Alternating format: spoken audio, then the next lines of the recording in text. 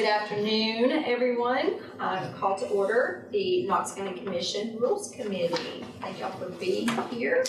To my right, I have Ms. Haley Adams with the clerk's office. We have Deputy Director Mike Moyers and also Joel Rossberg from the Law Department.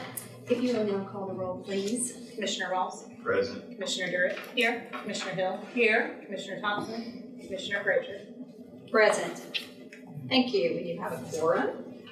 Moving on to number 2, amendments and additions to the agenda. I do have one amendment on agenda item number 10. It should read Rule 1, Section O, Public Forum. So if I have a motion to set the amended agenda. So moved. Second. I have a motion by Durrett, a second by Hill. All in favor? Aye. And we have an amended agenda. Moving on to number 3, approval of minutes from the previous meeting, July 28th and September 2nd. Second. I have a motion by Commissioner Ross, a second by Commissioner Hill. All in favor? Aye. Aye. All right. The motion passes. Thank you. We don't have anyone signed up for public forum. Number 5, we don't have any discussion or consideration of any late agenda items. I want to recognize Commissioner Fox and Commissioner Russell for being present for the attendance here. Moving on to number 6, discussion and consideration of amending Rule 1, Section B, Order of Business regarding the establishment of legislative review of applications for state or federal assistance through spread of record. Commissioner Fox, I would like to invite you to the discussion. If you would like to present your item, we would love to hear from you. Yes, thank you, Madam Chair. Yes, if you look at the vote of the commission this past session, it was to send this proposition to the Rules Committee for consideration, and I actually communicated with Mr. Moyers about whether there was any kind of requirement to have a rule stating that something needed to be placed or spread by record, and that's not true. Mr. Moyers did research and found the roots of all the different spread of record that we have currently on our agenda, and other than the one that dealt directly with commission expenditures that Commissioner Durrett brought up, there's no requirement that this type of spread of record requirement has to be in our commission rules. But the reason that I wanted to bring this before the Rules Committee initially was that when this was originally debated back in, I believe, May or April of this year, the mayor's office through Chief of Staff Van Debate stated that they don't oppose a resolution. Basically, what this says here, they don't oppose a resolution.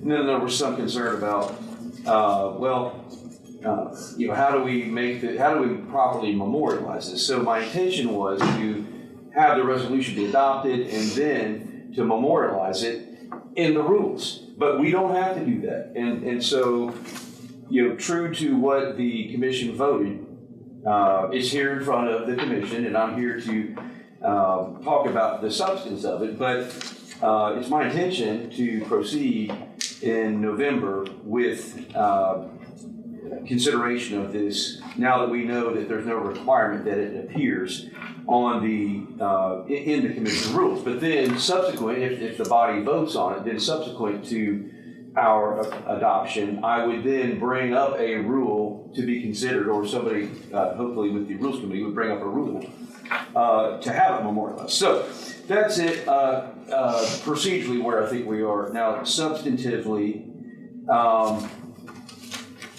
I've said this before, but I'll say it again. I believe that the voters in Knox County, the taxpayers of Knox County, believe or need to have an understanding that needs to be very transparent about what grants are being applied for, because these grants, they're not money that comes into the county without strings. There are strings attached. And oftentimes these grants have they're like 100 pages or 50 pages, and it takes a long time to review these, and we get them just a few weeks before, at best, before we have to vote on them. And I just want more lead time, for me personally, but also I think the Knox County citizens deserve to have more lead time. And that's the kind of feedback I've gotten. So that's what this is proposing, that when a executive branch of the county applies for a grant, they have to spread it in the record so that everybody knows what's going on. This is just a measure of transparency that I think the citizens of Knox County deserve. Thank you. Thank you, Commissioner Fox. I just wanted to clarify too, because there were several versions that I could find. So I'm holding 3 different versions, and I want to make sure that we are reviewing and considering the version that you are asking us to review and consider. Yes. So which version do you have? And I know that I spoke with Director Holden. She also has a version with some amended language. I think that there might have been a discussion. But I just want to clarify that the body has the correct version to consider. Okay. Well, first of all, the version that should be before the body should not have a subsection E. Okay? If there's a subsection E, then that's the wrong version. So it's the revision version. And that would be on what page of our rules, our existing rules? It's not in it. one section Yeah. B. Yeah. It's just order of business. It would be Okay. under spread of record. Spread of record, thank you. Some people confused. I'm I'm sorry. So revision. Yeah, the revision. So everyone should be looking at this version. So these, the original is. The original one is from August. Yeah. And then- Okay. I had asked Director Holden to be here just in case she wanted to speak to this item. Director Holden, do you have any comments, or have you had an opportunity to review this? Yes, I just would have one question, just a little concern. Under C, we say, except no grant approval pursuant to may take place any earlier than the month in which the application and supporting documentation appear on a spread of record. There are occasions where we don't actually apply for grant funds, that they come to us through a formula grant, or in the instance of emergency rental assistance, it's an emergency kind of program where there is no application or necessarily supporting documentation. So just if we can have a little language in there that basically will allow the body to still approve a grant that comes through, even if there wasn't an application, or how we would want to handle that with the spread of record. But outside of that, no. And you said that's under C? Under C, just to make sure that we have the ability that if there is emergency funding or something that comes to the county without any type of application, that we could still have that approved by commission. Commissioner Fox? Yeah, thank you. I think that's covered with subsection A. It says the Knox County agency, first of all, the recital, or I guess the preliminary language, it's not recital. It says a submission of any application. So if we're just getting money without an application, that doesn't fall under this category. Okay, this is if there is an application filed. If there's no application filed, then it just circumvents this whole process by virtue of the language itself. Would it hurt to put just another sentence in subsection C that says that this does not apply to grant monies which are received without application by the county, just so it's clear? I don't know. I guess my concern is if there's some. Well, the reason I say that is we have to be aware that 10 years from now, you're probably not going to be a commissioner. I hope to God I'm going to be retired, and so it might be necessary just to clarify that, so that your intent is survives institutional memory going away. All right. So, I think you're already on career number 3, right? You got room for another one, don't you? I don't know. We'll see how I fare during this winter. So All you'll right, be fair enough. agreeable to language recommended by the law department under section C regarding those that Just do something not short require that an says that this application. does not apply to grant funds that are received by the county for which no application was made, or something Yeah, like that. okay, I think that's, yeah, all right, fair enough, yeah. Director Holden, Oh, yeah, that, was there another version that had another section? it was just the rules are that Commissioner Fox already He already addressed it, okay. Just want to make sure that all points have been considered, okay. So if everyone's in agreement, I will look for a motion to approve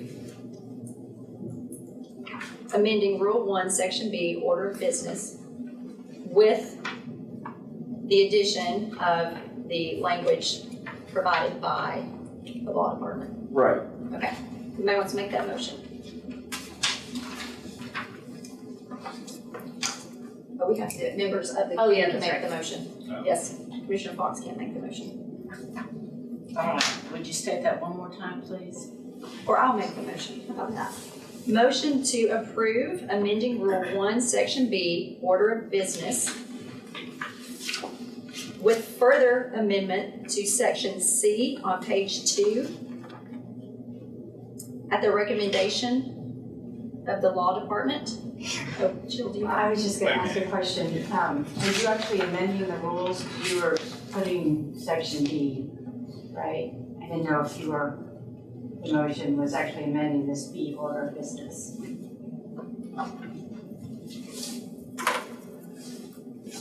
That's what was submitted. Or are you just kind of recommending the resolution in the next month commission to look at the resolution? Or is it coming forward as? This would be a recommendation to commission to include in the order of business under spread of record, correct? So I guess how under spread of record do you want that amendment to appear? That's a great question. Well, if you're still open to me commenting on it. Yes. My, what I was contemplating was that this would just be a resolution passed by the body. And with the Rules Committee not necessarily adopting it as a provision within the rules themselves, but just saying, we've taken a look at it and we give it our stamp of approval. And then it will go to the body at large, and if the body at large adopts it, then I would come back on the tail end and propose a rule that said, okay, we're gonna include this in the rules themselves to memorialize what's in here. So really, I guess if you're asking, Amy, what do you want? I would just want for the Rules Committee to say, we recommend that for adoption, this resolution for adoption is really what I'm asking for. So we just need to make a motion to recommend clarification. I'd like to see the language though. If we're talking about adding an additional line to, and I was under the assumption we're adding an additional line about express funds or express loans to C, not to B. But either way, I'd like that language before I say yes. So. Well, in that case, I will, Mr. Moyers and I, because I don't want to wait 90 more days for this to be considered.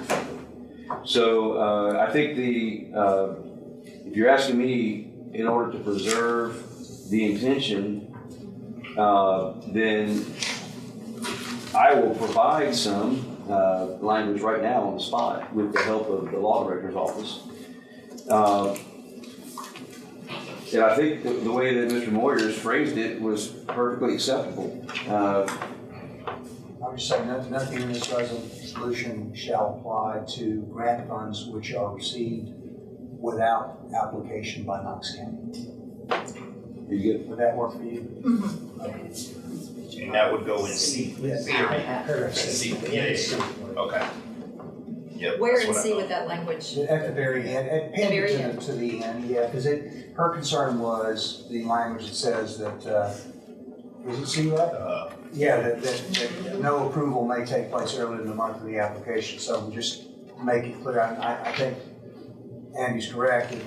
It's almost, if you don't file an application, it wouldn't matter, but I do think it would just be better to clarify that. Our grants administrator had a concern about it. So again, 10 years, it's not for today, but 10 years down the road, whoever's doing that that may be forgotten. So it's best to have it clarified. So that's the language I would suggest. So we are making a motion to recommend. Hold on, I've got a question. Like and I guess this would be for you, Mr. Moyers. The whole point of it coming here, if Commissioner Fox's intent is to, on the back end, put it in the rules, like the whole point of it coming here, because that was what happened this time, was a resolution first. And then in our commission meeting, it was brought up to come to rules first and then do it. So I feel like we're going back to the same cycle that we just did. So I feel like this should be a rules change here and then go to commission to approve. That's a good point, Commissioner Durr. Because I mean, that was the whole point that Right. subsection E was removed. Right. Yeah. Right. So I was just confused on that having to happen again. I mean, why wouldn't we just go ahead and, I was looking at trying to find the specific place in our rules where it could go. Maybe under section N, we add a place for, which is agenda, we add a place for spread of record, or we add a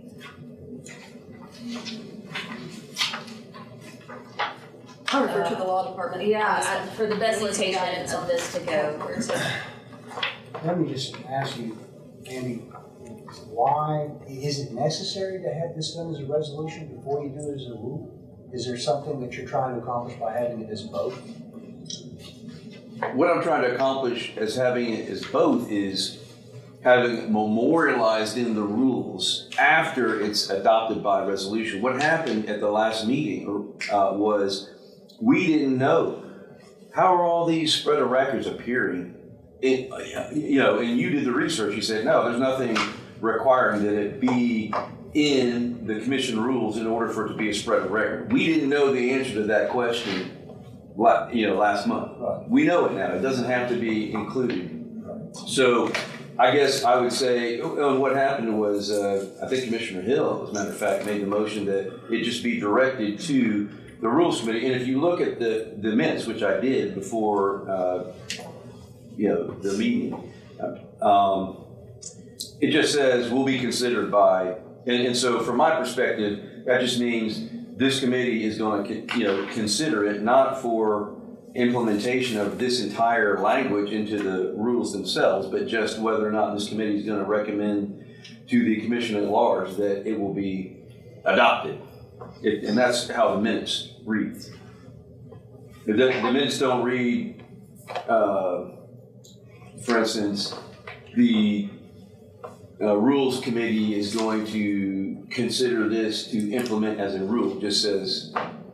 Typically though, with the Rules Committee, you have to make a recommendation of the amendment to a rule back to commission. So we can't just recommend back to commission that they accept or approve a resolution that you plan to bring forward. We have to have a recommendation from this body regarding the rules. A rule. So it has to pertain to a rule. And to kind of add on to that, if we were to adopt it in our commission meeting, and then you want to memorialize it as a rule, it would come back here.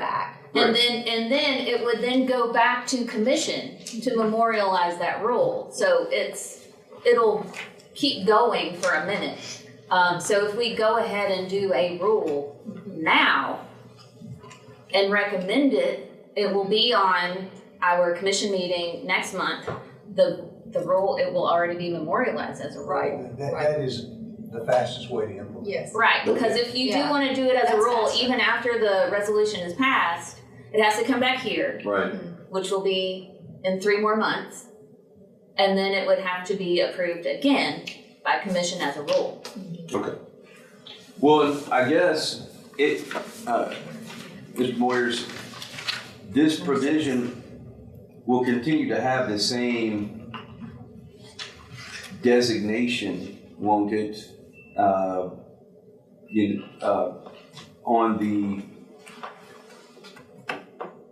On the agenda, the government agenda? Like, The same designation. the same designation of resolution. Like, I don't even know, what is it? Well, it would be a resolution of the commission to approve the adoption of a rule that would incorporate this language into our rules. Yeah. Which would then let everybody know going forward that if you have one of these applications, it has to be included on spread of record. Yeah, okay. So that's how that would work, and it really would be the quickest way. That's why I was asking why you wanted it done both ways, because Right. ultimately, what you're trying to do is get in the rules. This is, if we do it today, Right. then it gets done. Okay, all right. But it will show up on our commission agenda next month as a rules committee agenda. Yes. Oh, Recommendation. Recommendation. Right. Correct. But it'll still be a resolution of the commission to Yes. adopt it and change the rules. So So you could consider putting it under Rule 1, Board of Commissioners in agenda, and it would be in 1, or you could put it under Rule 6 under miscellaneous as L, spread of record. I think, just asking the body, either one would suffice in my mind. Yeah. So I it's say, really, Jill, do you want to? Yes, I just for clarification, so all of the language she has after the now therefore is Yes. what I would be putting in the Yes. rules, nothing. Oh, yeah, you don't put the premises. It would need its own section. Section, yes. Okay, so it is a long, portion, so I don't, what were the recommendations you put to put it in? It might need its own. And Well, that's what I Yes. say, if we put it under miscellaneous, would it become What page is that? miscellaneous? Yeah. Well, I'm just looking at the table of contents, so. Okay, it's on 20. Yeah, I would do a section L under miscellaneous. That looks like the best location.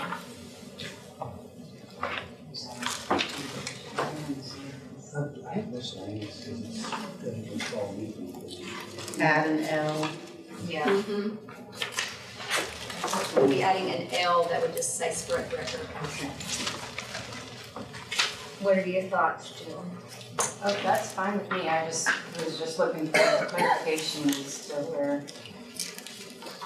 where you wanted to put it. Okay. So we are considering a motion to amend Rule 6, miscellaneous, to add section L, spread of record.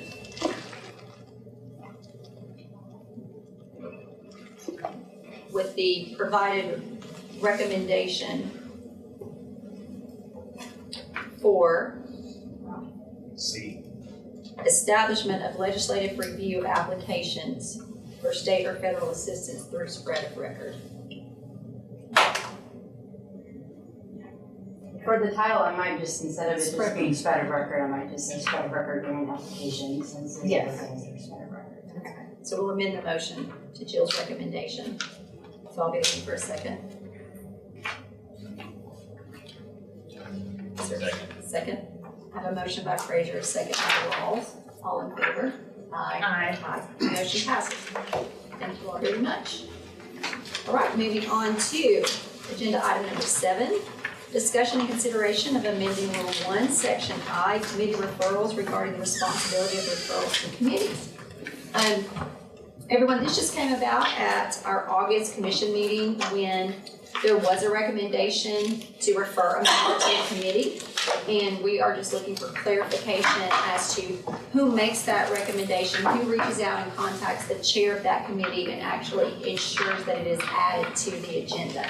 And so we didn't have anything in our rules that addressed that or clarified that. And so that's what you will see in your supplemental, in your packet. There's a supplemental document, and it just says Rule 1, Section 1 shall be amended as follows, and I'll read it. Section I, committee referrals. Any matter requiring consideration or study by a committee shall be referred to the appropriate committee by the commission chair or by majority vote of the commission. If the commission by majority vote refers a matter to a committee, it is the responsibility of the maker of the motion to contact the chair of that committee to ensure it is added to the committee's agenda. So that is the recommendation for your consideration. Question. Commissioner Durr. Thank you, Madam Chair. What if it isn't the sponsor of the resolution? Like, let's put it, let me just make it hypothetical. I put a resolution on. We're discussing it in our meeting. Someone else, say you, Commissioner Frazier, makes a motion for it to be referred to whatever committee. Sure. Is it your responsibility to make sure it's on there, or is it mine as the maker of the resolution?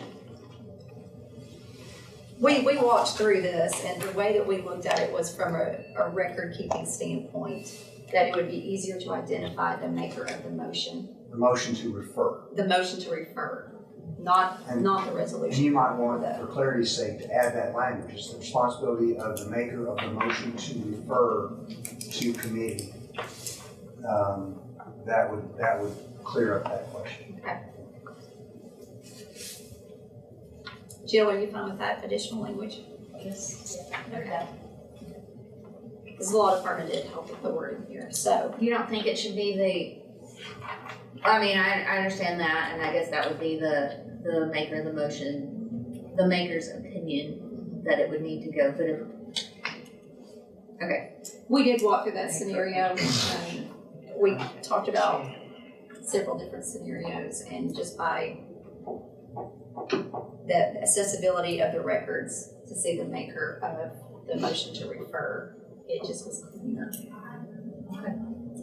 So it's something that maybe by training, when this comes to commission on the agenda, as part of the discussion, I will clarify that and express to all of our colleagues that if you want to refer something to a committee, you need to be the maker of that motion to refer.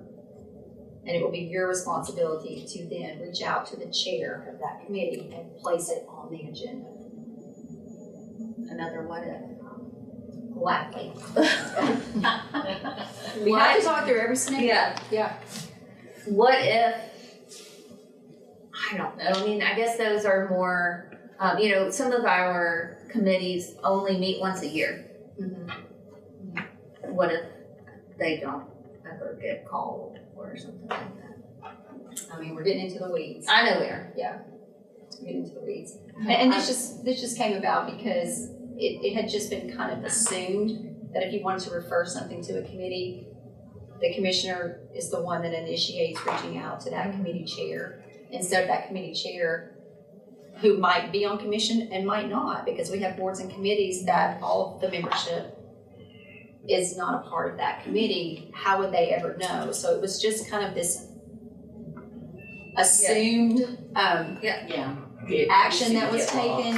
And so we just need to put something in our rules that if you want to refer something to a committee, the maker of the motion to refer, Commissioner Hill. I would like to just add too that sometimes these committees only meet once a year because they have no business. Right. So that's true. I would think would be prompt the chair to then call Yes. the committee together. Yes, that's a great point, Commissioner Hill. Is there any further discussion? Okay, I will make a motion to amend Rule 1, Section I, Committee Referrals. Second. With the provided language to add of the motion to refer. We have a motion by Frazier, a second by Durrett. All in favor? Aye. Motion passes. Thank you all very much. Moving on to number 8, discussion and consideration of amending Rule 5, Section B, committee meetings open to commission membership. Again, this came up at our regular commission meeting back in September, and we just really wanted to clarify the language because it was brought to our attention at the regular commission meeting. That is true. All commissioners can attend any committee meeting except for the audit committee when it is called into confidential, non-public executive session under state law. And so, yes. Finish it. Well, thank you, I appreciate that. No, I realize I cut you off, I'm sorry. And so we just realized that we needed to clarify the language, and so working with the law department, this was the suggested language. Commissioner Rawls? Yes, is this our only committee that is called into, is personnel called into? On a regular basis. On a regular basis. On a regular, okay, Mhm. okay. I just was making No, sure. that's a we great covered point. All the ones that could be called into a confidential, Yes. meeting. Again, audit committee was the only one that we saw really justified or warranted a change in the rules because it is called into special session regularly, so. In fact, the only That's what other we see that. situation that's gonna arise is if we need to discuss with the commission litigation that's ongoing. An exception to the Public Records Act has been carved out for that. It's pretty rare. I can only think of having done it once or twice. And those sessions are very, very limited. You really aren't allowed to ask questions or debate or anything else. It's just sort of informational. So it's so rare that it's not worth its own rule. But the audit committee regularly goes into executive session. So, Good discussion. Just a wild thought. Yes. What if ethics brings an ethics violation? If it brings its own, because it has the ability to bring its own grievance, what about then? Would we consider them? There isn't an executive session of the ethics, it's public. Okay. It's a public meeting, so any of us, we could be considered part of the public or in an Even elected if, even capacity. once the grievance is brought? Mhm. Oh, okay. Yep, Okay, it's all public. okay. Any other discussion? If there's no discussion, I would, oh, yes, Commissioner Russell. So are any of the commissioners allowed to speak at these meetings as long as they follow proper procedure and push their button or raise their hand? Which meetings? Any of the Committee. various committee meetings? If you were called on by the chair. Mhm, you sure can. You just have to be recognized by the chair. So this does not preclude participation? I don't believe so. It never has has in the before. past. Can that be added so that there is no question as to that? Well, it does say commissioners who are not members of the committee may participate in the committee meeting, so it is established there. The only exception is the audit committee when it's called into confidential, non-public executive session. So you can participate in it, it is in writing. I don't know how we could further expand that, but I feel like it says it. I mean, it's kind of referring to what you're stating, just participating in the meeting, correct? Okay, so I think it says it.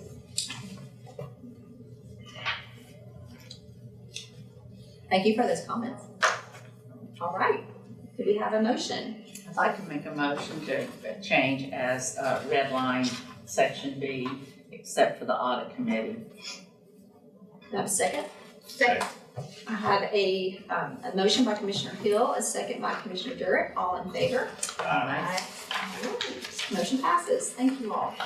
All right, agenda item number 9, discussion and consideration of amending Rule 1, Section B, Order of Business, Open Topics. This is something Madam Chair and I made a note at our August meeting when we had a speaker there for open topics. And it was at the very end of the meeting, and our constituents sat there, I think, through 2.5, almost 3 hours of business. And just as a courtesy to our constituents, we just felt like, let's see if we can change that a little bit and move it up with the agenda topics, so it would fall right after agenda topics and they don't have to wait until we conduct our business. Just as a courtesy. Commissioner Durrett. Thank you, Madam Chair. I want to caution in doing this because it puts any open topic ahead of our actual business. I think it is 100% a right of the chair, if there's 1 or 2 people in open topics, to move them up. But if we have something happening in the community that's not being addressed on our agenda and we have 10 people signed up to speak at open topics, they are now coming before the business of what the other people, at this point, there would be no point of having a separate agenda and open topics public forum. It would either just be all public forum for everything, or we keep it separate. And I recommend still keeping it at open topics. And if we have 1 or 2 people sign up for open topics at the end, it can be at the chair's discretion when we set the agenda to move those up, rather than making it, it could be something that is not relevant at all. You know how those days go? Just a filibuster. Yes, yes. Commissioner Ross? I would, even if it's a filibuster, they're still our constituents. And No, I agree. I'm not saying take it away. I'm just saying, Not to detract from the business of commission, but Correct. just put them at the end. right, leave it where it is, and they still have their say, and still have their chance to give their opinion, and we're still here and all the things. But also for those who are here to speak on an agenda item, it prolongs them as well. So, it's kind of a back and forth on that. I'm not saying get rid of it at all, not by any means. I'm just saying if there's, and I know what you're referencing when Ms. Dolan was here and she sat through a super long meeting. She signed up for today again. Okay, so she sat through a super long meeting and was at the end. That can be at the chair's discretion to say, you know what, we have 1 person or 2 or even 3 signed up to speak. Do it at amendment to the agenda, move it up, vote on it, there we go, and then no harm, no foul. And they're not sitting there waiting for the entire who knows how long meeting to have their say. But if it's, if there's I know what you're saying. I'm like, if there is something going on outside or in the community that is not related to commission business, and we have 10 or 15 people signed up to speak, then I think that's then the there job we we go. have. That's the job we have. no, I agree. I'm not So, saying get rid of it. yeah. I'm just saying the location of it matters. I think we still, I respectfully disagree. Okay. And think that it is unfair to expect people to come at 5, to sit till 9, and the room empties out, and then they speak. And it's at the end of the night. Yeah. Right? I just believe that they should have their due, whether it's 40 of them or it's 2, earlier on in the night. That's just my opinion. Commissioner Russell, you got a comment? Yes, I very much agree with Commissioner Durrett. I believe everyone has a right to speak and that we should respectfully sit there and listen to what they are saying, even though no one in this room has the ability to do anything about it. But it is unfair to the business of the county. And it is unfair to, there may be people tonight that want to, I don't know how many items we have on the agenda, is it 35, 40, whatever, that are there to speak on topic number 40. And they're actually there to deal with the business that we have in front of us. And then say, well, this person's talking about something that Commission has no business even hearing. I mean, we can't do anything about it. And I sympathize with Ms. Dolan, but there's nothing that we can do for her. It's outside our purview. And it doesn't matter, and the truth is, it doesn't matter if we listen to it at the beginning of the meeting or the end of the meeting. The result's gonna be the same. We're gonna say thank you for coming, but there's nothing that we can actually do for her. Sure. And again, this is put on the agenda for rules to have this discussion. And again, it really was just a courtesy, whether there's 1 person or 5 people. We typically don't have a lot of individuals signed up for open topics. The suggested order is public forum agenda topics, so you do hear the agenda topics first, and then followed by any open topics. And either way, if we're gonna be there 3 hours conducting business and listening to constituents, do we want our our constituents to also be there for 3 hours. So that was just the thought process of a courtesy of, we have to be here because it's our job, but our constituents are coming in to speak about something that's important to them, and potentially maybe we give them that audience before we conduct our regular and expected work. So that was the thought. Commissioner Hill? Oh, I'm sorry. No, Commissioner. I agree with Commissioner Durrett. And if there's not an explicit provision in the rules to allow a chair to, depart from the agenda, I think we should consider one. But,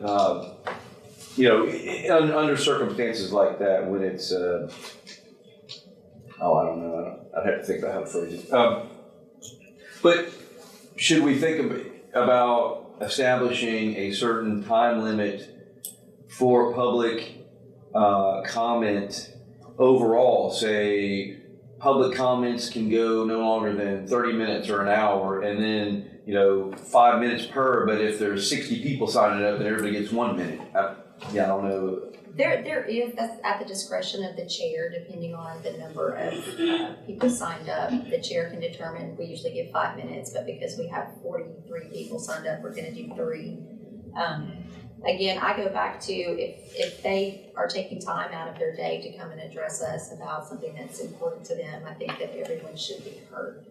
And again, this was just for discussion as a recommendation for this Rules Committee to consider and take it back to the body. If this committee says we think that we have the latitude to do exactly what this amended rule is doing already, then we just don't vote to recommend it. So Commissioner Hill, you had a comment. I just wondered, Director Moyers, under the public forum open topics, if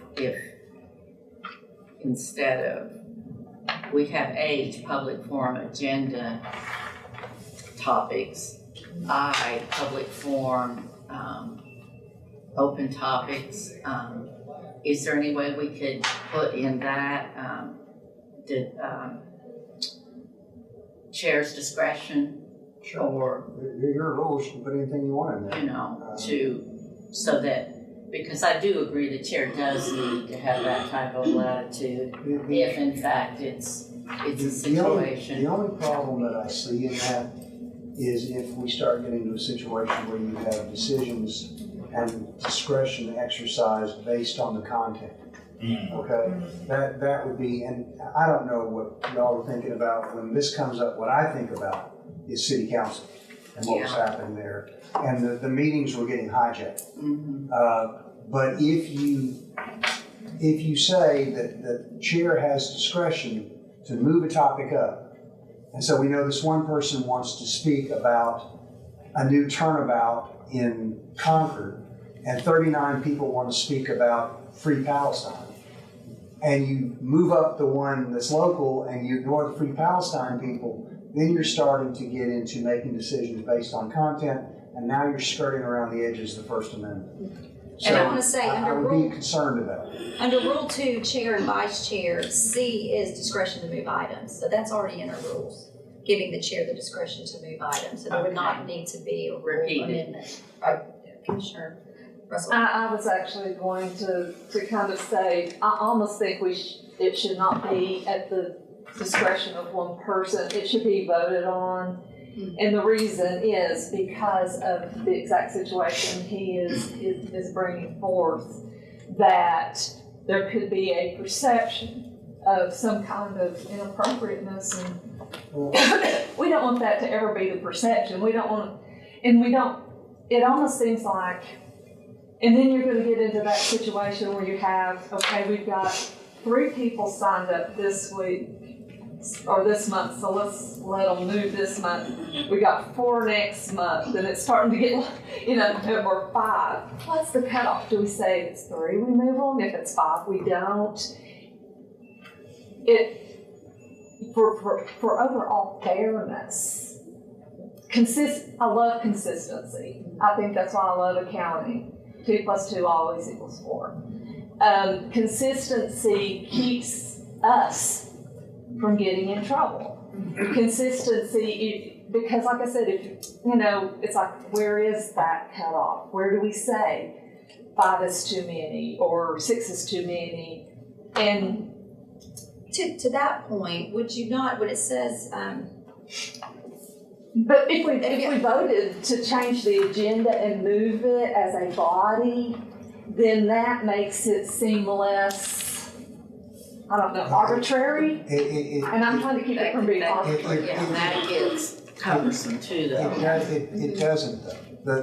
The problem is whether you allow the chair to move somebody at her discretion or his discretion, or the commission votes on it, it's still state action. It's still arbitrary. And if you are making that decision based on these people are talking about stuff we're interested in, these people are talking about stuff that we're not interested in, then again, you're making content-based speech restrictions or decisions, and that's problematic potentially.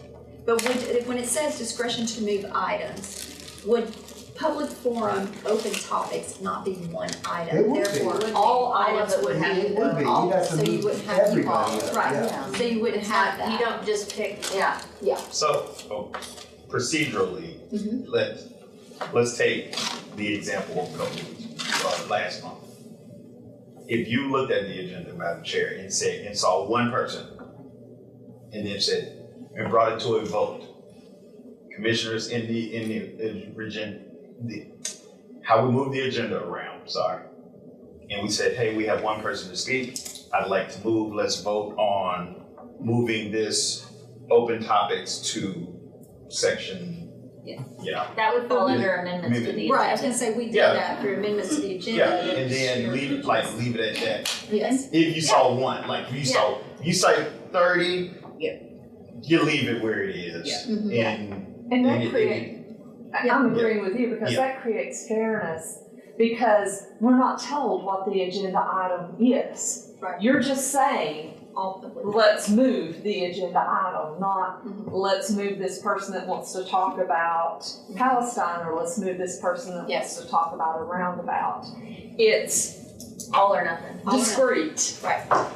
Yeah. I mean, that way, Madam Chair Oster. without telling us what it is, like, That way we're fair. So that's I'm mean, that- totally fine with that, Okay. because I think any chair is gonna use common sense to say, we have one person, she's been here since 5, we don't wanna sit here until 9:30. Whether we can change their problem or not, that does not matter. Right. They need to be heard.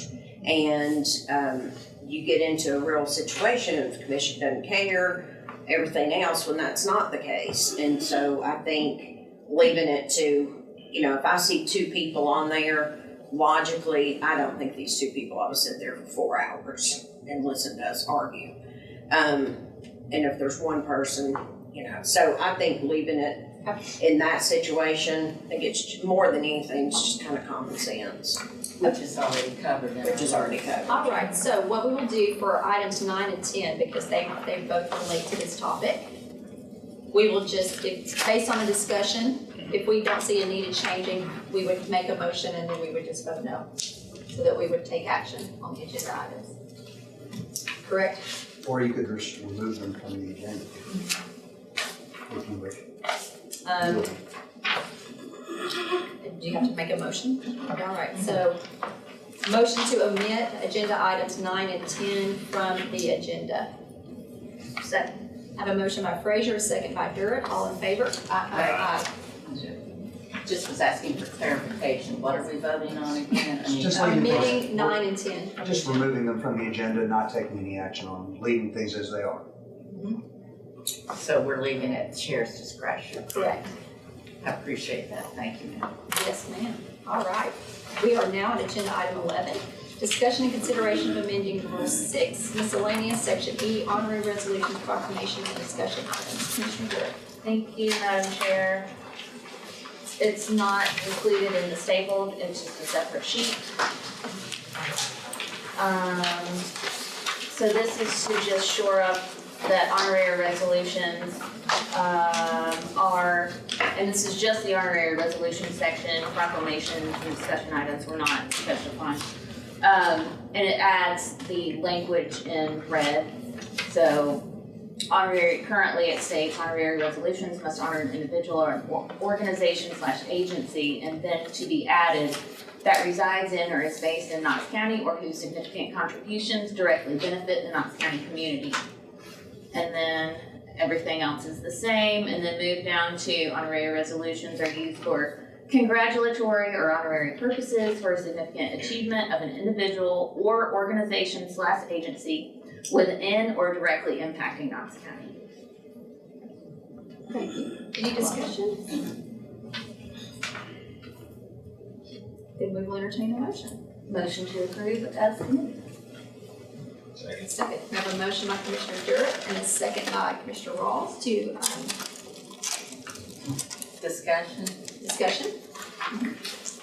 This still isn't gonna fix the problem, because we'll have people argue all day long that it's impacted Knox County, whether we think it has or not. I just feel like at least there needs to be an argument for it. Just a comment. Any other discussion? So we have a motion by Durrett, Commissioner Russell. I just actually have a question. I guess I wasn't here when the honorary resolutions or proclamations were originally instituted, so. None of us were, I don't think. None of us were. I mean, honestly, has anyone ever given thought to totally disallowing all honorary? And the reason I'm saying this is because it doesn't really have to do with the business that we're at hand, and it is so easy for people to get offended if they're not honored. In other words, let's say I honor Farragut because the Farragut football team, which by the way they're losing this year, so anyway, but they won state champion. Yeah. You know, and so we're doing that, but then when we're in basketball season, Commissioner Rawls forgets to do an honorary resolution recognizing the high school that is in his district.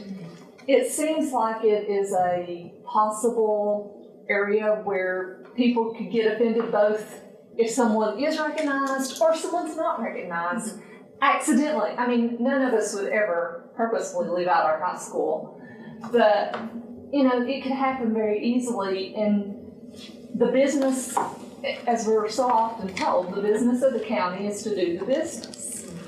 And these are just feel goods, and sometimes they take a lot of time away from the business and away from people being able to address the commission about their concerns. So just Thank you for the comment. just throwing it out there. I'm not making any propositions or whatever. It's just something to think about. Yeah. Cool. I appreciate that. Thank for the you. future. Any other discussion? We have a motion and a second on the floor. All in favor? Aye. Motion passes. All right. Number 12, other business. I just included these on other business. These were just some observations that I made. They came as comments during the last meeting, and I put it under other business just to see if this body felt there was any justification of including it on our next rules agenda. One was there was a discussion about the ability to pass abstain with the new electronic voting. And I've met with the law department and talked, right now there isn't anything in rules that needs to be changed. However, if the commission wanted the members to be able to see the results of the voting and then change their vote before the vote is final, a rule amendment would be needed.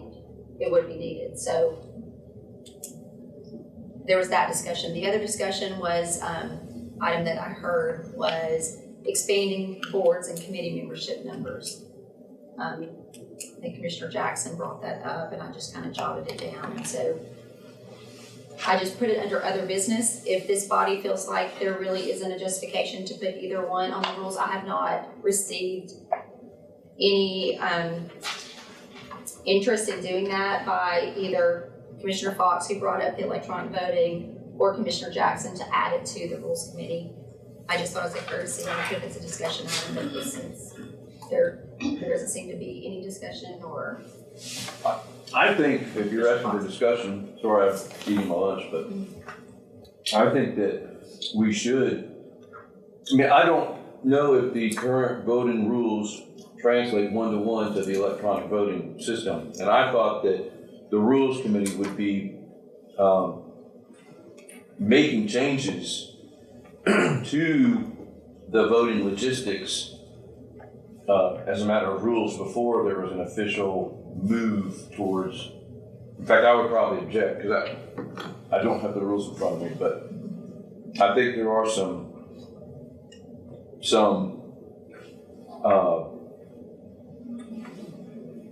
conflicts between, inconsistencies between how the rules contemplate voting and the reality of voting electronically.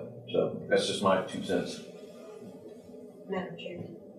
Director Lawyers, the state legislature does the way that we're doing the electronic voting, correct? And there's a lot of other legislative bodies that do it. There's nothing I didn't find in our rules that stated that you had to show a vote before the vote was taken. In my mind, Commissioner Fox, the commissioner needs to be prepared and come in and vote and not wait to see what everybody else is voting. That's your vote for your district. That's how I read that. Is that, am I reading it correct? Well, I mean, that we're not doing anything against the current rules that we have? No, we're not. No, We did discuss But there that. is a difference, because currently, as things go, when it's a roll call vote, we call each commissioner in turn. And commissioners from as far back as I can remember, that's pretty far, have utilized that to make strategic voting decisions. So you know when it comes around to you, how other people have voted. You can pass and wait and see how everybody else has voted. When you go to this new system, you'll no longer be able to do that.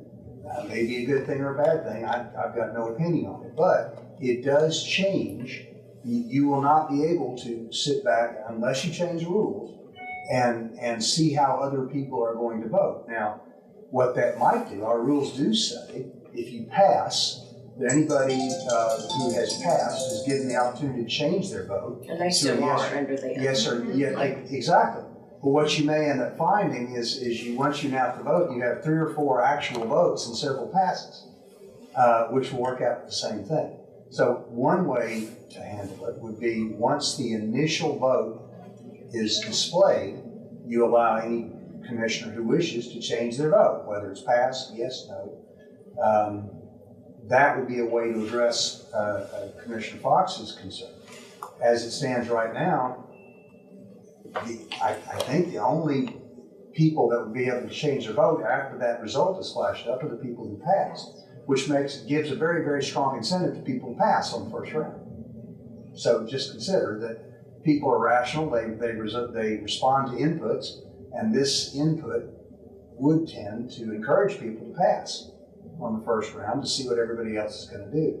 So we might get some fairly humorous situations where everybody passes, or almost everybody passes. It's up to you what you wish to do, but I think you need to take that into account, that where in the past you've been able to watch what people do, you won't be able to do that anymore. Whether that's a good thing or bad thing, that's up to you. I'm just telling you that's where we are. Yeah, I don't set our rules, but in my mind, you need to be prepared with your vote. You don't need to be worried about what everybody else is doing. But that's just my 2 cents. What Commissioner Russell's Yeah, no, certainly. Actually, my comment is on the second item in there, the committee sizes. So I will, since this one other item is on the table right now, would you just remember me when we get to that? Absolutely. Thanks. What I'd like to do, I think, would be probably the best way to look at this, is go through our training Yes. Thursday or Friday. Yeah, go through our training Friday. Because if this is an issue, I don't have the voting rules in front of me. If there are conflicts, then we can address and say, hey, a package back to rules to say, clarify this thing. Cause you knew them, you saw a couple of things that you thought were issues. Your abstention piece. I think, we get through the full training and then bring it off, a package back to rules and say, let's clarify all of this. Use 5 things instead of piecemeal, because right now we'll be. I think that's a great recommendation, and that's what I think we'll do, so. Yeah.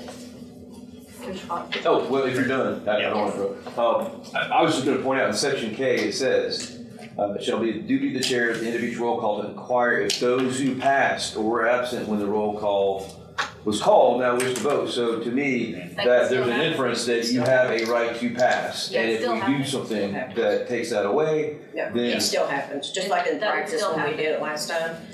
Haley calls it, asks if you all want to pay, if you want to change your vote. So you just can't see what everybody else is doing during the time. So like Mike said, it's not a strategic, you come in prepared with a vote of what you know what you're going to do or not. Okay, but it says when the roll was called, so according to this, there's an inference that you have a right to see. You have the right to hear how the other votes went down, and then if you choose to vote after that, then you can. But it says absent when the roll was called. So that means the roll's called, people vote, and then after that. And so you can hear how everybody's voting. After that, if you pass on the first round, you can change your vote. So to me, it's baked in that you have a right to do that. And if you want to take away that right, okay. But we need to have a rule change in order to take away that right. That's what I would argue. Madam Chair. Commissioner? Thank you. And this goes back to my time in the state legislature. Roll call in the sense of electronic voting means the vote is open. It's not quite literal what we've been doing and we do voice vote and we only do a roll call when it's hard to tell who is what. No. Right. So roll call in the sense that it is used when we are voting simply means that the voting is open and then you have your time to make your vote and then roll call closes. And so that's that reference and that's what and that's how it's been. I've attended several other commission meetings. I know in King County and in Roane County, they actually use the exact provider of electronic voting that we are using, and that's how it is. Is there a time limit on registering your vote? I think there is. Yeah. Is it done by the machine, or is there a rule that gives you a certain amount of time? Well, see that, again, coming from the state legislature, that's the speaker. The speaker opens and closes, period. And so that's one of the clerk's jobs, is to make it to where voting is available, and then when the speaker says close it, they close it. So with this particular platform, I don't know if you can set it as a specific time or if it is. Can we get the Jeopardy music playing while we're Something that would be fun. Madam Chair, Yes, Commissioner Hill. I think we need to really caution that, something that Director Moyer stated, it could be quite amusing if we all. We are a legislative body. We are elected to make decisions, and to think that we could potentially get to a place like that would easily make us the laughing stock of Knox County, that basically nobody or several will not make a vote until they see how one person votes. I think is a dangerous way to try to operate as elected officials. That's why a vote, yes or no, is so important. So to sum it up, again, just wanted to bring to attention because I wanted to make sure you all knew that I had met with the law department and our current rules are fine with the electronic voting system. It's only if we wanted to change an action that a change to the rules would also be needed. So I don't see that there's any discussion of, maybe we'll get to the next training session, we'll see how that goes. The other about expanding the number of boards and committees, again, Commissioner Jackson just asked that as a discussion point. So if anyone, Commissioner Russell, yes. Oh, okay. I thought someone else was speaking. Yes, I think that it's important that we allow anyone who is interested in serving on a particular committee to serve. Constituents elected us to serve, and by keeping particular limiting the number, I think that is not representative of the people who elected us. Also, I would think that the more opinions and that we have, the better, rather than trying to limit the opinions to just a couple of different people.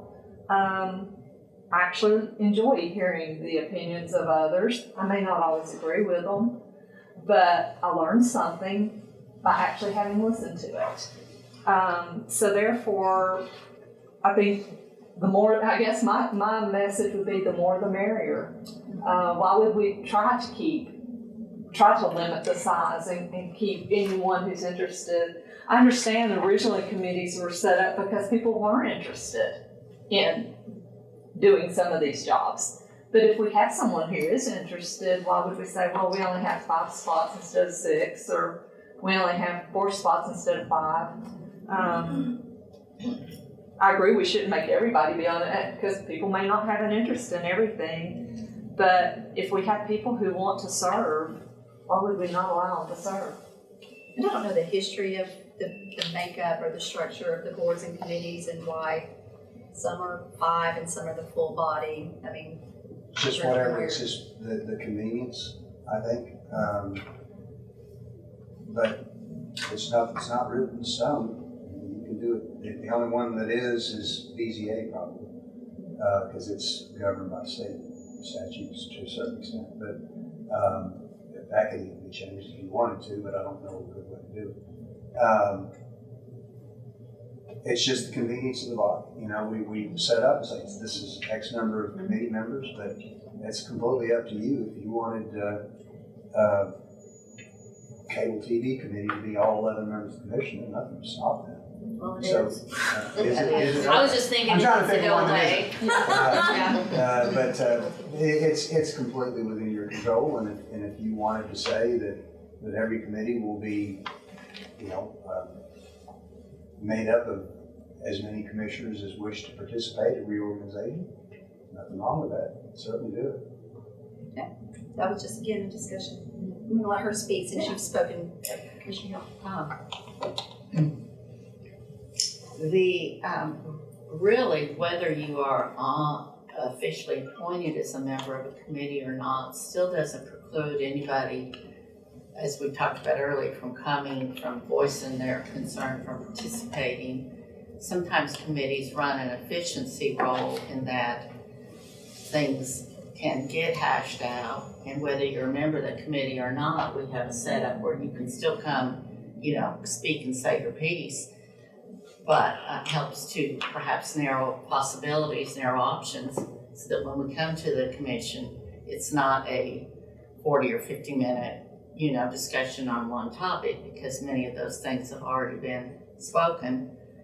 And still, even when a committee decision comes to commissioners, still you have the option, whether you're on that committee or not, of speaking. So I'm not sure that committee sizes so much preclude anyone as it is just a matter of operating efficiency.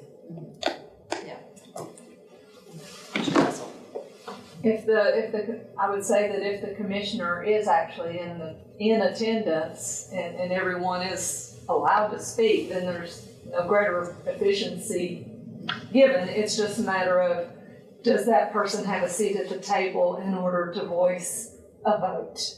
And if they're participating, then they should have the ability to voice their constituents' vote. I would say, however, I understand the efficiency of committees, and I understand that there are people who cannot attend every committee meeting, and you have to have a majority at your committee meetings, which is why, honestly, I think that everyone should be, if you're wanting to serve on that committee, then you should be obligated that when you say, yes, I will be on this committee, that you are obligated to attend those committee meetings, that you are not allowed to miss more than a certain number. Yeah, they all have attendance policies, Yeah, yes, because that was something we did. But that if you are willing to abide by that attendance policy and adjust your schedule, it's that important to you, then you should have a voice. Not only a voice, but a vote. Thank you for those comments. Which you have. Which you have. Well, and Because that, it like comes in the to rules commission. committee, everything has to come to commission. Right. So all of our subcommittees, everything comes to the regular agenda and must be approved by commission by majority vote. And so technically, everything that is discussed or considered at any of our committees or subcommittees or even additional county affiliated boards must come back before the full commission. So I see all points. Again, I just wanted to throw it on here, for Commissioner Jackson had mentioned it, and so I think we've had some good discussion and some things to consider and think about. So I will move on to scheduling the next meeting. We're looking at January, correct? Do y'all like doing it on the regular agenda days before? Works for me. That's fine. That would be January 26th. Would y'all like to put it later in the day? Well, retirement board's at 3. Oh. That's why I set 1 today. Okay. So, 1's fine. 1 o'clock. Or 2, but No, I can't, No. well, cause, Which one? well, no, that's at 3, sorry. 1 o'clock. 1 o'clock. it's after 2 hours. Okay, so the next meeting will be Monday, January 26th at 1 p.m. Any other discussion? We are adjourned.